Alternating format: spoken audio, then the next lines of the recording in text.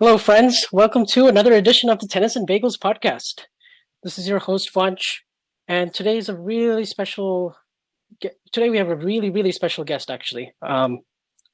Probably the most prominent guest we've ever had on the show, actually. And where to even start? She's the youngest ever singles finalist in a major at 16 years of age. She's won a whopping 21 major doubles titles, 20 of them with the great Martina Navratilova. A remarkable singles career as well, winning 21 singles titles, nine major semis, 9 years in a row finishing inside the top 10, and five of those years inside the top five, all while competing in arguably the strongest era of women's tennis.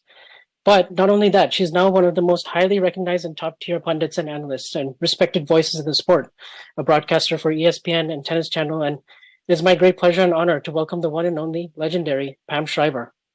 Hello there, Oh, Pam. Vansh, thank you so much for that great introduction. I've enjoyed getting to know you through social media platforms, my Twitter space, and it's good to be on your podcast. Thank you. Yeah, I really appreciate having you, and I'm sure our listeners will absolutely love this. As you can tell, I'm probably I'm really nervous because, it's one thing talking to current players of generation all roughly around my age, but it's another thing talking to someone as decorated as yourself. To an old lady, just say it. Just kidding. But I wanted to ask you, of course, about the year-end championships on the WTA that just took place in Fort Worth, Texas, and what were your thoughts and impressions about the tournament as a whole? Obviously, the venue and everything sort of came together for the WTA at the last minute, with them not being in China, obviously for the Peng Shuai incident, and also the last couple of years missed because of COVID. So, just what were your general thoughts on the tournament as a whole? Yeah, listen, it's a complicated time for certain events on the WTA Tour. None more important than our WTA Tour Finals. When I played, it was in Madison Square Garden in New York City. It was such a stable, big time event that people knew was coming to town. They marked their calendars. They had years to plan because we were there year after year after year. This is a different time. Obviously Fort Worth, they didn't know they were hosting it 2 months ago. They'd never hosted it before. They became the 12th city to host it. So I know there was a lot of criticism the first day or two. The crowds weren't great. The first night they had this session, it was on Halloween, which is about as big a family holiday in this country where people are either home with their home managing the trick-or-treaters or they're out with their kids, knocking on doors. They're not generally on Halloween watching tennis. So I think it was a rough night to start. And I know some people said, then why start it on Halloween? Start it on the Tuesday or start it on the Sunday. But, these decisions are made and whatever. But I thought in the end, the event grew. The crowds grew. The atmosphere grew. And I really thought by the end, for having 2 months and playing in an arena that had never hosted tennis before, I take my Western cap off to Fort Worth for hosting a great WTA Tour final under very difficult circumstances. Yeah, I couldn't agree with you more. I was absolutely delighted to see that, the attendance went way up, especially the last couple of days. And we had a really enjoyable and high quality final between Caroline Garcia and Arina Sabalenka. So, what were your thoughts on the final as a whole? Obviously, a very well deserving champion in Caroline Garcia. She's been on an absolute tear since June, winning the most matches of anyone on the tour. And obviously, Arina Sabalenka pulling off the upset against Swiatek. And, obviously, if you go back and see, the improvements that Sabalenka's made, especially in her serve, and we all remember in January she could barely serve at all. I mean, just like 20 plus double faults in multiple matches in January to see where both of them have come from, and Garcia being ranked outside the top 70. Must be a great feeling for both of those to end on such a high note. I thought it was an amazing final. Their stories to get to the final eight. Sabalenka at the start of the year ranked 2. You would have figured she would have made it. But then when you watched her in Adelaide, I was concerned for her. I thought she needed to just step away and regroup and not even play Melbourne. But I totally admire how Sabalenka just didn't avoid. She didn't go into avoidance mode. She sort of faced her fear, faced her demons, hired a biomechanics specialist midway through the year to help her, probably did a fair bit of, visualization and, some different kind of training, because even though she'd had issues with double faults before, nothing like what we saw in Adelaide in January. And to think that she was able to qualify, I know won the last couple of spots, but she was able to qualify in the final 8 was a great accomplishment, much less end up in the finals. Then you have Garcia, and as you mentioned, going into Roland Garros, she's out of the top 70. While she was in the top 5 in 2017, she was just too erratic. And then all of a sudden, it comes together for her. And for them to face off in the finals of the biggest women's only event of the year, I thought was pretty compelling. And I thought the finals, how many times do you see a match with one break point on either tour? Hardly ever. So I found the finals really entertaining. Lindsay Davenport and I called it together for Tennis Channel, and I'll remember that final for a long time. Yeah, couldn't agree more. And obviously, it was a very close match. What do you think really swung it in the end for Garcia? Obviously, like you mentioned, no break points. Garcia faced throughout the whole match, and they go to a tie break, and Sabalenka's 2-love up, and obviously everyone will talk. Probably I've heard a lot of people talk about the 2 double faults that Sabalenka had in the tie break, and played one fantastic point early on, and then kind of wasn't the same for a little bit of time, and that was kind of enough.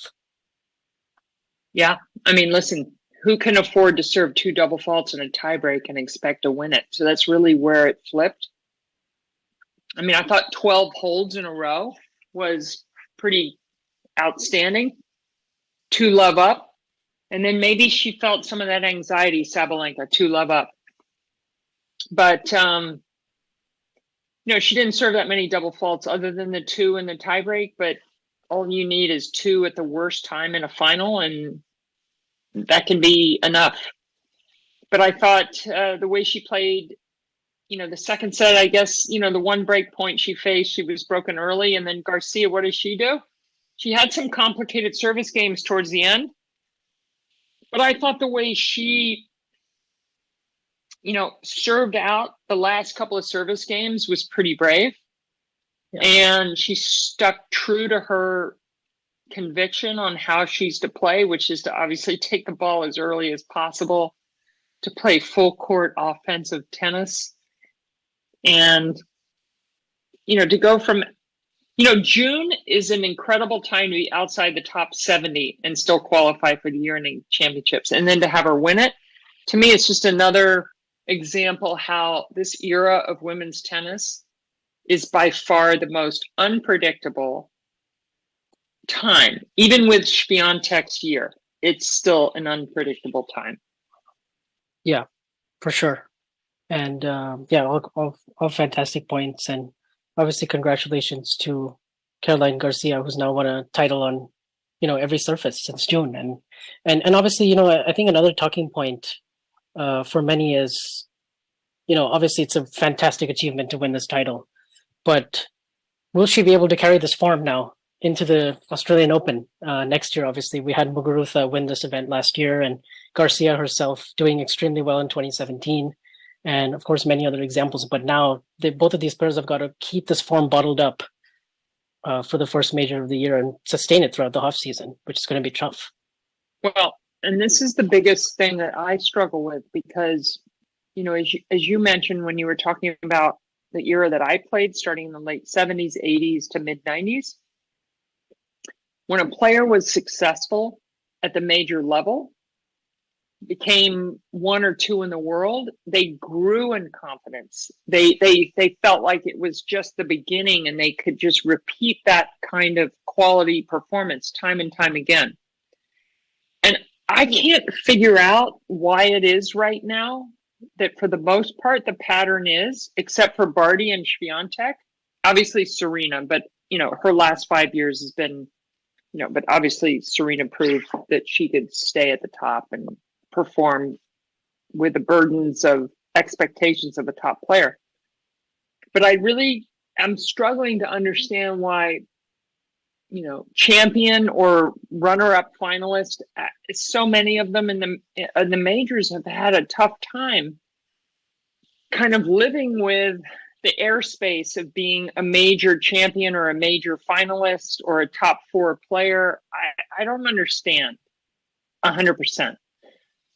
But I do understand that the quality of play, the depth between like number 20 in the world and number 120 in the world is by far the greatest it's ever been. And I don't know whether that affects the confidence of the top players, but to be determined if we can ever pinpoint why there's so many swings. But anyway, it is what it is. And it's kind of fun to observe. And I want to know who's going to be able to step up and match Swiatek's consistency in 2023. Yeah, and that leads me to my next question, actually, about Iga. Obviously, Barty retiring from tennis was a shock for many, and then the way Iga Swiatek was able to take that mantle and be not just be number 1, but go on that stunning 37 match winning streak and prove herself on hard courts, win the U.S. Open, and just one of the best seasons I've ever seen from a non-Serena Williams tennis player since 2007, Justine Henin. And it's pretty remarkable how she was able to sustain it for so long. Despite obviously it all caught up to her in the end against Sabalenka in the semis. But just what are your thoughts on this stunning season we've seen? Well, it's the most unusual. There's been only one other time where you could compare, which was when Justine Henin retired 1 month before the French Open of 2008, and she announced her sudden retirement like Barty at the number 1 position. But in 2008, it really represented a time of instability for the number 1 ranking until Serena grabbed it back. This time, it was seamless. And it was almost like Swiatek was Ash Barty's understudy. Like she was totally ready to go. Because the number 1 ranking between Barty and Swiatek at one point, between Barty's loss to Shelby Rogers from 2 breaks up in the final set at the US Open 2021, until Swiatek lost to Cornet in the 3rd round of Wimbledon. So that's from September US Open to 3rd round Wimbledon. The number 1 ranking didn't lose a match. Like that doesn't, maybe Navratilova did it back in the year. She almost won the calendar year Grand Slam. Steffi Graf didn't go undefeated in 88. But so, it was a crazy dominance shared between Barty and Swiatek. But, for the 21-year-old from Poland to step into this leadership position on the court, off the court, was astonishing to watch how she just grabbed a hold of it and ran with it. Yeah. And it'll be interesting to see next year, who are the players that really step up and challenge her, and how much of this success is she's able to repeat and points to defend. And, I don't know about you, Pam, but I had this inkling at the end of 2019. We saw Barty and Andreescu and, of course, Naomi Osaka and so many other talented players come up. And it really felt like we were going to have a continuation of rivalries and some big matches that, casual tennis fans and, fans who maybe only watched the US Open final or Wimbledon final would tune in, and you'd have this really cool thing where you'd root for one. They'd each have their own sides, and we'd have so many of these repeated matches in semis and finals. And, we have great depth and awesome players, and, it was an intriguing WTA finals. But do you think perhaps, with the return of, if Osaka can ever get back to where she was, and Andreescu and obviously Barty is retired, but you had players like Kenin and Brady and Mukova and Krejcikova. They've all shown us so many flashes. So it's very interesting to see the tennis landscape right now, and it's hard to really predict. hard to predict. That should be the mantra of the last few years. I mean, I think one of the things I feel like we can predict is that Swiatek's going to be ready to go. She's going to be rested, prepared. She's become a young pro with a team around her to know how to schedule the right way, train the right way, train physically, mentally, psychologically, every aspect. So I kind of feel like Swiatek, I don't expect her to back up. It's up to numbers 2 through 100 in the rankings to figure out how they're going to step up and become even more professional in every aspect, from footwork to mindset training to knowing when to rest your body, when to push your body. Listen, it's a complicated thing to know how to do it just right. Yeah. But I'm looking forward to 2023 because I feel like we don't know who it is, but somebody's going to step up. Yeah. And of course that you transitioned really nicely to my next question, actually, because I was going to ask about, managing your body and sort of the ebbs and flows of the season. And with regards to Coco Gauff and Jessica Pegula, who were obviously, big storylines coming into this event, had phenomenal seasons, great achievement by both to finish, where they did in the top 10 in singles and doubles. But just watching Coco Gauff this week, you could really tell that it was really, the fatigue was really getting to her. And, the forehand, many issues like catching it super late. And obviously we've known about the forehand being one of the weakest shots of her, the weakest shot of her game for a while. But do you think perhaps playing so much at this time of the year with, I think 60 singles matches, 41 doubles matches, 4 mixed doubles, and now she's playing at the Billie Jean King Cup.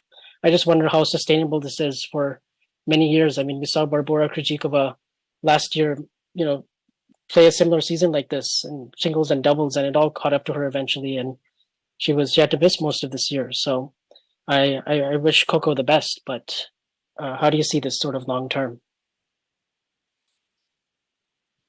Yeah, it's a great question. Coco made a transition from being a player protected in the age eligibility rule, so she couldn't play as much as a full-time player. And then this year she's been allowed to do whatever. And, I saw her in San Diego. I'm in LA, so I drove down to San Diego, not as a worker, not as a commentator, not as anything but a fan and an interested spectator in women's tennis. And what I observed was somebody who was like a little fatigued. And then to go to Guadalajara at 5,000 feet, play at altitude, and then go to Fort Worth, singles and doubles, it was just a lot to ask of somebody playing their first full-time year on the tour. But overall, I'm still. If I had to buy a stock in Coco Gauff, I'd buy a stock in Coco Gauff. But I do think people around her need to be a little bit wary of some of the traps of playing too much, of not giving enough just off time, just break time. Normal 18-year-old kid playtime development. And it's not easy, right? It's not easy to juggle. But, I'm a little bit concerned, but, I kind of figure out with the team they have around them, they'll manage it and end up at the right answer. But listen, I got to the finals US Open when I was 16, playing my second major. I got to the finals. If somebody had told me then that it would be my only final of a major, I would have told them, no way. I'm going to get to a finals of a major and win majors many times. There's no guarantees in this sport. And that's something that everybody, from the player to the parents to the team to the coaches, everybody needs to know. There's no guarantees. Yeah. great point. And obviously you had a fantastic career, so you can you can be really proud of what you achieved. But yeah, that is something to keep in mind, especially for Coco and the people around her. And um, and how about Jessica Pegula finishing the year as number three and having such a fantastic season for her, winning the title in Guadalajara and um, really sort of fulfilling her utmost potential at 28 years of age. It's been nice to see. Yeah, Pagula is one of my players of the year. The way she's consistently gone about her business, I think she was just exhausted going into Fort Worth. I mean, I feel badly that she didn't have a better experience at the WTA Tour Finals as a first time participant, but take nothing away from Jess Pegula's year. She was literally one of the rocks you could count on the tour. To be there and to consistently get through to the quarters, semis, finals. I love that she won Guadalajara. She hadn't won a tour title in over 3 years. And to finish the year in the top four and to have not won a title would have been like, what's going on? But, she snuck out that great win, and she's been a great leader in both events, singles and doubles. She's on the WTA Tour Player Council. So she's a leader on the court, off the court. And, I have utmost respect. I felt, as watching her in the play-by-play position last week for Tennis Channel, I felt really badly. I knew she was on empty, but then you still want to figure out why can she figure out a way to just adrenaline 101 one more time? But obviously she couldn't, and I don't think she was feeling well, and she was tired, and it's understandable given her year. But she's one of my stars of 2022. Yeah, very, very well said. And there is obviously we have this off season, and then we've had different starts to January recently with the ATP Cup, and before that we had the Hopman Cup, and we have all these team events now with the Davis Cup and Labor Cup, and obviously finding a time during the year that is ideal for players. It's really tough to do, and tennis has really had to has really struggled to sort of come together as one. And and we've seen that our strongest events in tennis are the combined events, when you have the ATP and the WTA, the best players in the world competing for the best prizes, and really coming together, and tennis fans can really appreciate both tours. So now we have the United Cup starting in the early part of January. And what are your initial thoughts and reflections on this tournament, and this and obviously there's going to be points and the best players from each country, and how do you see this panning out? Well, anytime tennis is united that's a thumbs up for me. We haven't seen enough of it through the years. It's what makes tennis distinctive, is that men and women many weeks compete on equal terms, at the majors, at other 1,000 events. No other sport can say that. So when the men kind of get whatever it is, okay, what makes us as a sport distinctive? We're partners. And it's not we expect women to serve or to move or to have the physical same strength as men. It's impossible given things, right? It's impossible. Yeah. But, a united team event is meant to be. I mean, it's basically the Hopman Cup with a couple years break. And the Hopman Cup, when it left, there were so many tennis people that were just so saddened that it left.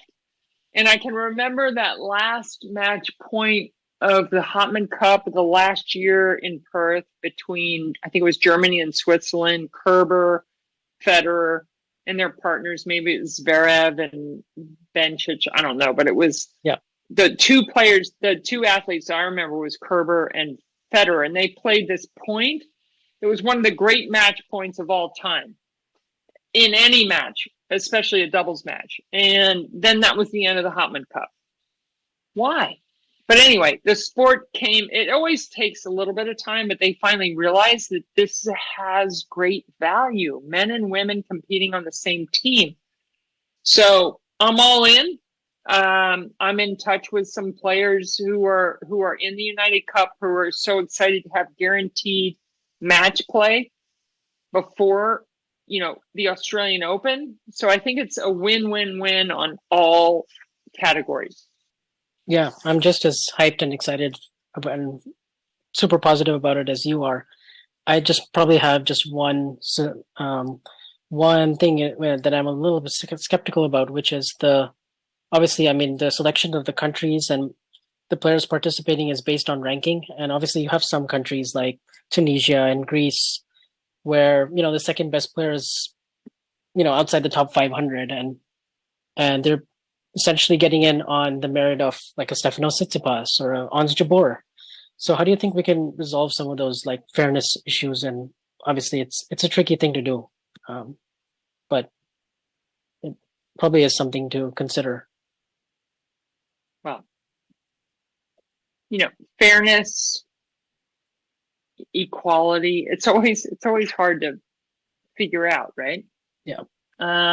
Sometimes it can be pretty clear for some and not for others. I don't necessarily have an answer for that, except I feel like good conversations in private that are collaborative, that involve, many of the constituents is always the best way. So I don't know. I don't have an answer to that one. Obviously, Pam, you've done some great work with your platform and spreading awareness on safeguarding issues in women's tennis and the obviously you've gone through a tough time in your teenage years dealing with an emotional relationship and abusive at times. So what was your sort of your message to listeners and female coaches, female players and male coaches and safeguarding in general on the WTA and the actions being taken currently? Yeah, we need to do a better job. We need to do a better job for our players, for our coaches, for the parents of the players. It's a hard topic. In my situation, my mom loved tennis. She played it. She loved it. She would have enjoyed being with me at every tournament, but my sister was 8.5 years younger than me. So my mom, being a traditional mom, she wasn't going to leave home. And so this can happen still today in 2022. So parents entrust their young athletes, musicians, dancers, whatever they're gifted in, to adults. And we need to know that these adults are safe, that they have passed all safeguarding, courses, credentialing. They understand, everything about safeguarding, and they need to commit to staying, safe and keeping within the boundaries of just being a coach or just being a, team member responsible for whether it's training, physical therapy, mindset training, whatever. That's my belief. And once the lines are blurred, it's really complicated for the young athlete. And the lines were blurred for me, and this is back in the late 70s, before we knew a lot about safeguarding, and we know a lot more now, 40 some odd years later. So my hope is that, all the entities of tennis come together and realize that we can set up better workplace standards, because, our workplace as a professional tennis player is different. It's not like a corporate workplace. It's not like you walk into, a big corporation, you punch in, the time clock or whatever, and you've got human resources looking over you.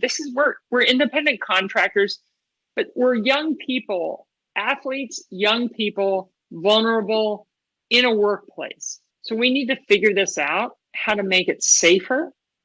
And I do think slowly, unfortunately, one of my issues is that things happen, too slowly in our sport, but I'm trying to be patient while pushing behind the scenes and networking and just building relationships with the people that I feel like can make a difference, because I don't want, whether it's what Yelena Dokic went through with her dad, and she spoke up about recently about the abusive situation of that young Chinese young player whose dad abused her on the court, and it was shot, on someone's iPhone. It was posted on social media. It went kind of viral. It's like that shouldn't happen. And Yelena Dokic spoke up, and like, we all need to have our own part of making the workplace and making tennis safer, all sports safer for kids and young adults. Yeah, extremely well said. And hopefully the rest of the tennis community echoes your words, and we share this message, and hopefully people are getting the help that they need. And I really appreciate you pushing this this forward, because it's really important. So it is important. Thank you for letting me speak about it. Yeah, my pleasure. And it was wonderful to have you here and talk about some of these important events happening in tennis. And it's always great to hear your insights and takes. And I really look forward to hopefully having you again some point next year. For sure. Thank you. Thanks a lot.